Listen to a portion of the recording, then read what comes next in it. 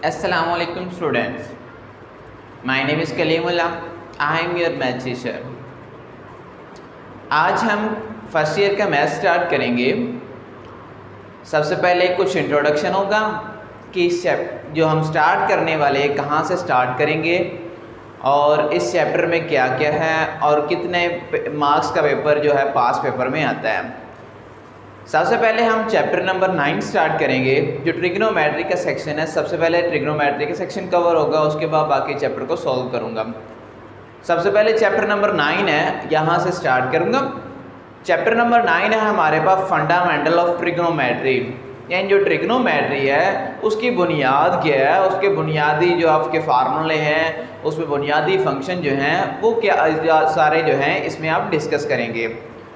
तो अब इसमें ट्रिग्नोमेट्री से रिलेटेड ज़्यादातर चीज़ें आप क्लास 10 के चैप्टर नंबर 7 में पढ़ आए हो। जो चीज़ें वहाँ पर हैं शुरू में चीज़ें वही हैं, बस थोड़ी सी डिटेल यहाँ पर आ जाएगी। बाकी चैप्टर में उसको आगे फंक्शन आ जाएंगे, कैसे कैसे इसको इस्तेमाल करना है, उसमें वो सारी चीज़ें आगे आ जाएंगी। ज़्यादातर चीज़ें इस चैप्टर में आप वही पढ़ोगे जो आप क्लास 10 में चैप्टर नंबर 7 में पढ़ के आ गए हो। तो इसका इंट्रोडक्शन भी ज़्यादातर वही है, उसमें जो चीज़ें थी वही चीज़ें इधर हैं। बस वहाँ उर्दू मीडियम और इंग्लिश मीडियम का कुछ डिफरेंट बन जाता है, यहाँ पर ये सारा कुछ इंग्लिश में आ जाता है। यहाँ वो डिफरेंस खत्म हो जाता है कि उर्दू मीडियम होगा कि इंग्लिश मीडियम होगा।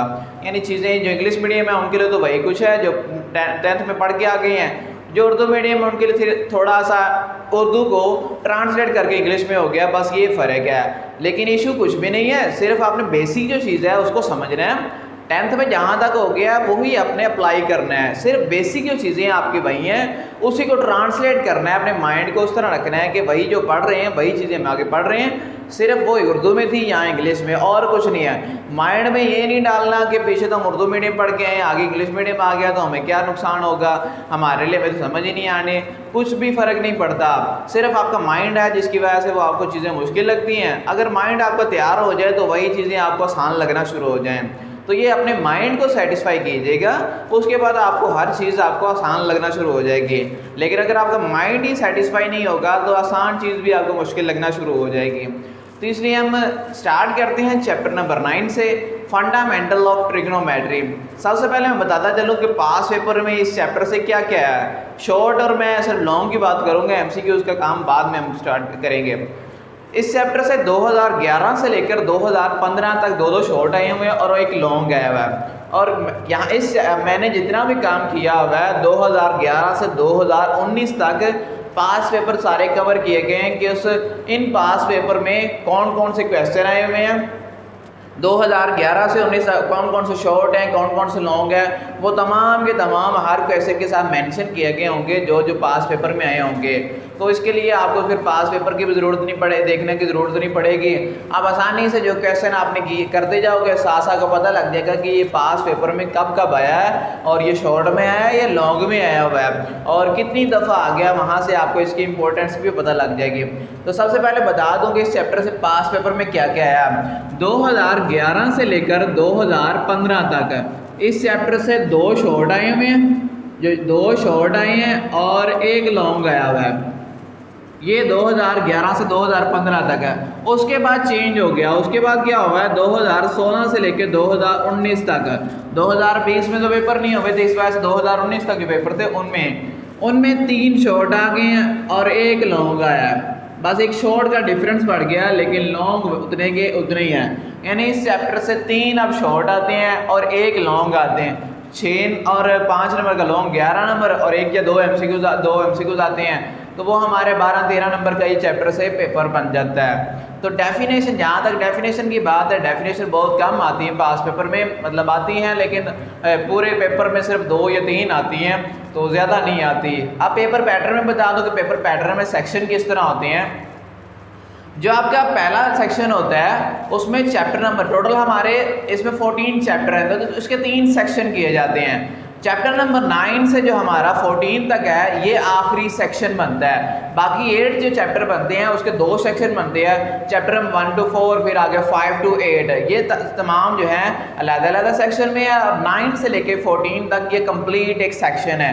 यानी इसमें से जो क्वेश्चन आते हैं वो तकरीबन 13 क्वेश्चन आते हैं और 9 आपने सॉल्व करने होते हैं। 13 में से 9 आपने सॉल्व करने होते हैं और 9 को 2 से मल्टीप्लाई करें तो 18 नंबर का पेपर जो है इस चैप्टर से, मतलब इस चैप्टर से नहीं, ट्रिग्नोमेट्री के सेक्शन से शॉर्ट का बनता है। और लॉन्ग के 2 लॉन्ग आते हैं इसमें से, 5 नंबर का एक लॉन्ग होता है, 20 नंबर के लॉन्ग, तो 38 मार्क्स का पेपर ट्रिग्नोमेट्री के सेक्शन से बनता है शॉर्ट और लॉन्ग का। एमसीक्यूज लेते हैं, वो एमसीक्यूज के भी आते हैं, तो तकरीबन 40 के लगभग पेपर इस चैप्टर इन ट्रिग्नोमेट्री के सेक्शन से बनता है। अगर आपका ट्रिग्नोमेट्री का सेक्शन भी कवर हो गया, अगर तैयारी आपकी नहीं है, ट्रिग्नोमेट्री का सेक्शन ही कवर कर लें तो आपके पासिंग मार्क्स यानी 40+ मार्क्स आपके इजीली बन सकते हैं। तो इसलिए पहले मैं ये कवर करूँगा, क्योंकि सारे एक ही चीज़ें हैं। एक अगर एक फार्मूले आपको बेसिक समझ आ गए तो आगे आपको समझना भी आसानी हो जाएगी।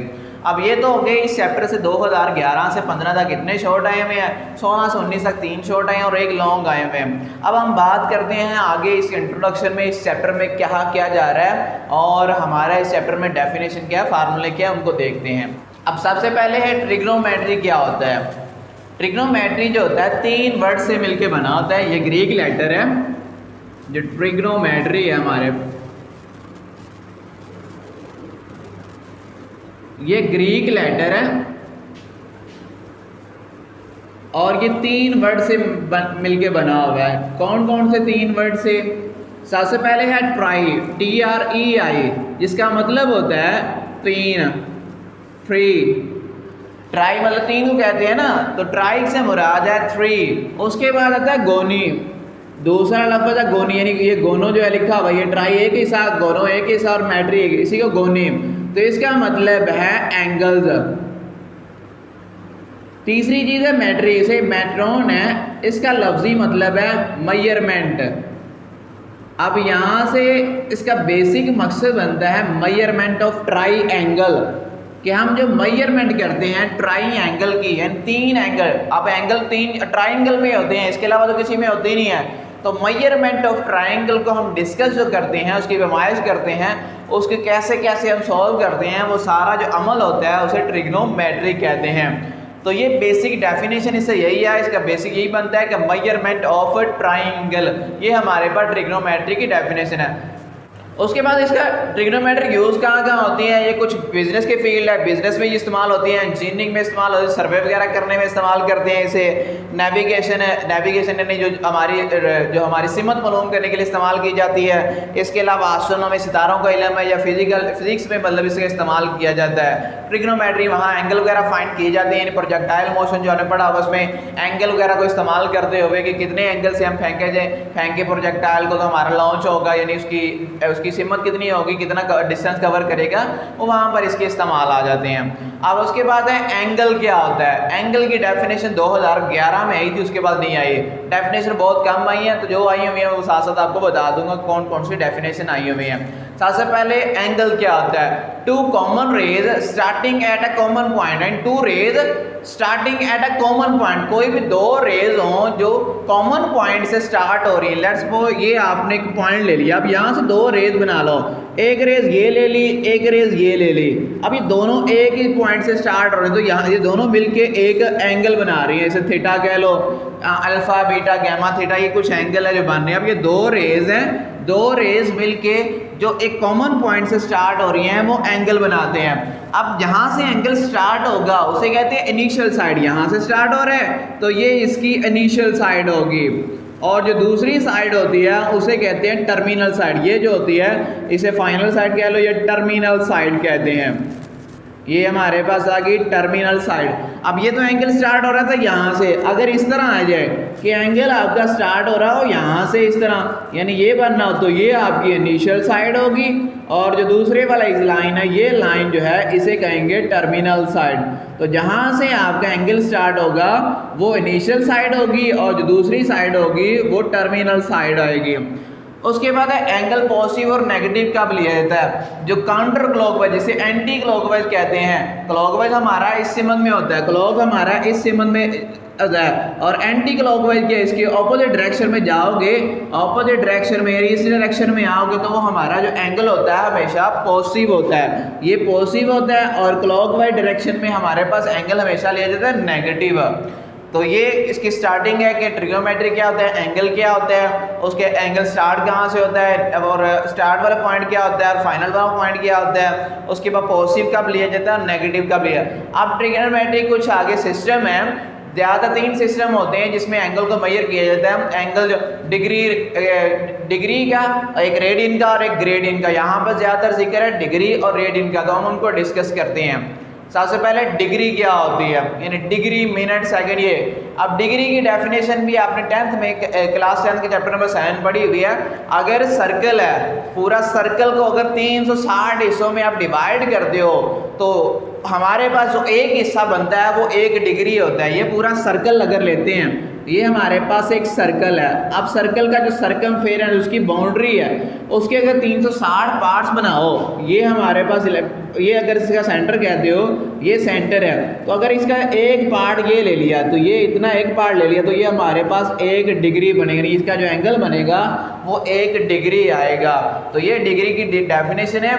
If we divide circumference of a circle by 360 equal parts, then one part is called 1 degree, यानी एक पार्ट उसका क्या होगा, डिग्री होगा। अब इस सिस्टम को क्या कहते हैं, अब इस सिस्टम को क्या कहते हैं जिससे डिग्री, मिनट और सेकंड आते हैं। इसके 2 नाम हैं, एक नाम है सेक्साडेसिमल सिस्टम, एक ये नाम है, या इसका दूसरा नाम है इंग्लिश सिस्टम। ये 2 नाम यूज किए जाते हैं, ज़्यादातर यही है, इंग्लिश सिस्टम। ये 2 नाम है जिसमें आप डिग्री वैल्यू, एंगल को डिग्री, मिनट और सेकंड में लिखते हैं। तो ये 2 नाम है, सेक्साडेसिमल सिस्टम या इंग्लिश सिस्टम, ये हमारे पास डिग्री में आता है। अब आगे इसकी कुछ चीज़ें हमने पढ़ी हुई कि 1 डिग्री जो हमारे पास होता है उसमें 60 मिनट होते हैं। पूरा जो 1 डिग्री होता है उसमें 60 मिनट होता है। जिस तरह 1 घंटा है, 1 घंटे में हमारे पास 60 मिनट होता है, तो डिग्री वही चीज़ है। 1 डिग्री जो है 60 मिनट को ज़ाहिर करती है।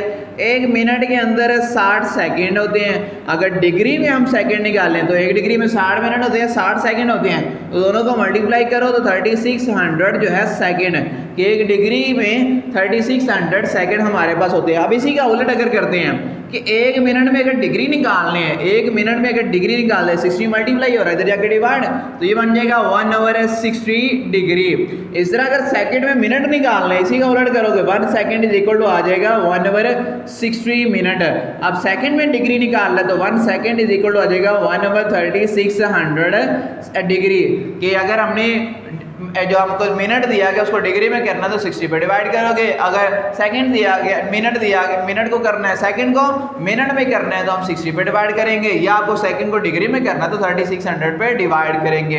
तो ये हमारे पास है सेक्साडेसिमल या इंग्लिश सिस्टम, इसमें डिग्री, मिनट और सेकंड को डिस्कस किया जाता है। अब इसी में कुछ और चीज़ें भी हैं। हमारे पास पूरी जो रोटेशन होती है, एक सर्कल की पूरी रोटेशन होती है वो 360 डिग्री के ऊपर होती है।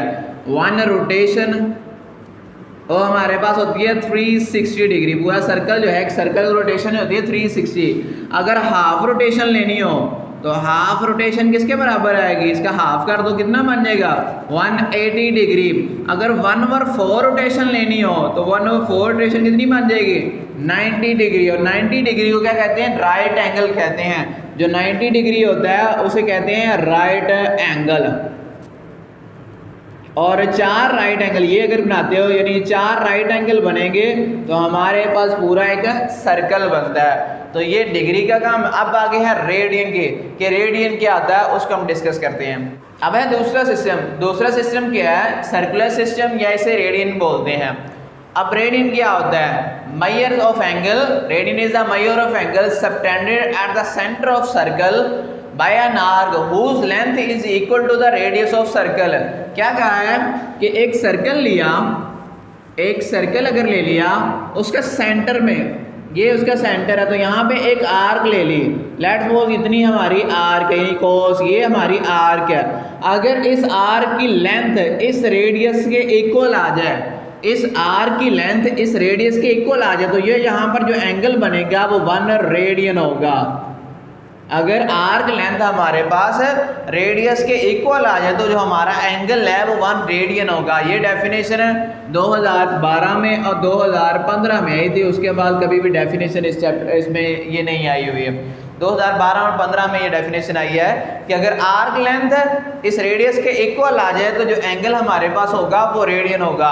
अब इसका आगे एक फार्मूले से इस्तेमाल किया जाता है, फार्मूला है theta is equal to L over R. ये फार्मूला है, इस फार्मूले का प्रूफ 2012 में लॉन्ग के तौर पे आया हुआ है, मतलब काफ़ी साल पुरानी बात है। 2012 में ये लॉन्ग के तौर पे प्रूफ आया हुआ है, उसके बाद सिर्फ इसके क्वेश्चन नहीं आए हुए हैं, ये प्रूफ नहीं आया हुआ। अब इसको प्रूफ कैसे किया गया कि प्रूव करने के लिए सर्कल ले लिया, लेट्स सपोज सर्कल ले लिया हमारे पास, ये आपने थीटा रेडियन कह दिया, यहाँ पर एक और लेंथ ले ली, लेट्स सपोज यही सर्कल ले लिया, यहाँ से हमारे हमने एक एंगल ले लिया, उसकी कीमत थीटा है, यहाँ से एक और एंगल ले लिया, इसका जो वैल्यू है हमारे पास है उसे कह दिया 1 रेडियन है, और उसकी लेंथ जो है ये r कह दी क्योंकि वो रेडियस के इक्वल है। तो ये हमने एक ले लिया एंगल, ये O कह दिया, इसे A कह दिया, इसे B कह दिया और इसे कह दिया C कह दिया। अब जो एंगल है मायर एंगल AOB, उसकी रेशो मायर एंगल दूसरा एंगल बन रहा है AOC इज इक्वल टू होगा इसकी जो आर्क लेंथ है A मायर AB इसकी आर्क लेंथ और मायर AC इसकी आर्क लेंथ इसके इक्वल होगा। अब मायर एंगल AOB वो हमारे पास है थीटा रेडियन, थीटा रेडियन, और AOC हमारे पास है, ये हमारे पास है AOB दूसरा एंगल है BOC, यानी वो हमारे पास आ गया BOC। BOC की वैल्यू हमारे पास है 1 रेडियन, ये BC है क्योंकि बुक पे आपके ये A लिखा हुआ है, ये B लिखा हुआ है, तो आप उस हिसाब से करोगे, मैं वही नाम दे देता हूँ, ये B कह लो, इसे A कह लो, ताकि आपके बुक पे मत कंफ्यूज ना हो जाओ। तो ये AOB हमारे पास, ये AOC कह दिया और इसे हमने कह दिया AC।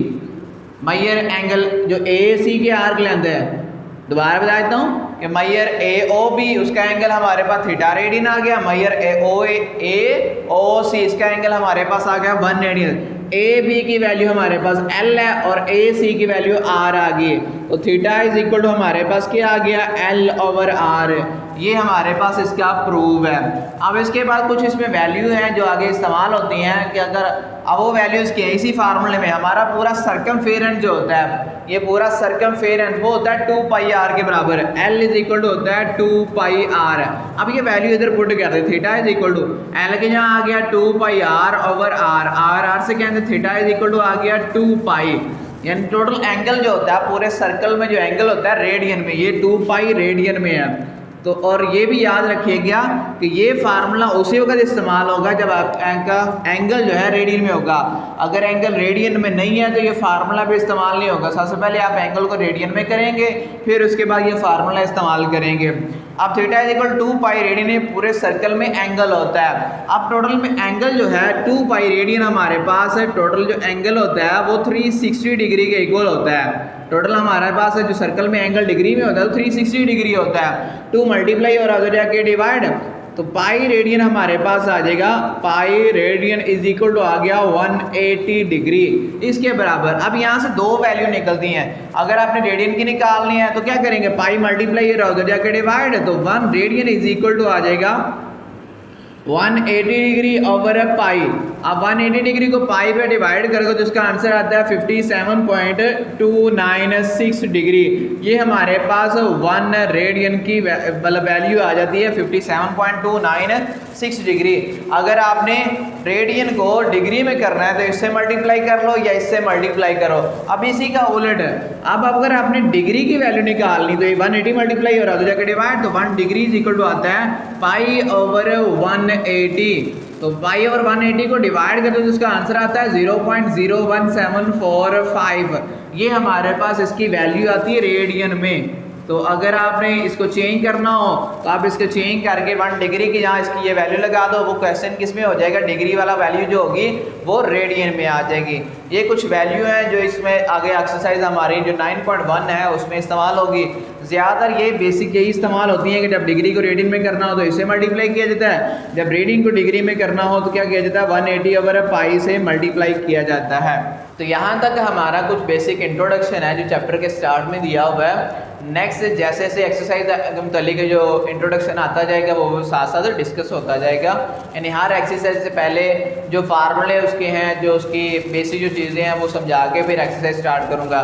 तो ये जो वो बेसिक चीज़ें हैं जो एक्सरसाइज 9.1 से रिलेटेड थी, 9.2 की कुछ अलग चीज़ें हैं, 9.3 की कुछ अलग चीज़ें हैं, 9.4 की कुछ अलग चीज़ें हैं, तो उनको हम साथ साथ डिस्कस करते जाएंगे ताकि हमें एक्सरसाइज को सॉल्व करने में आसानी हो जाए। तो ये हमारा यहाँ तक काम इंट्रोडक्शन का बेसिक जो इंट्रोडक्शन था वो यहाँ पर ख़त्म हुआ। अब हम नेक्स्ट लेक्चर में एक्सरसाइज 9.1 स्टार्ट करेंगे और उसके क्वेश्चन को देखेंगे कि कौन कौन से क्वेश्चन कैसे मेथड से करने हैं।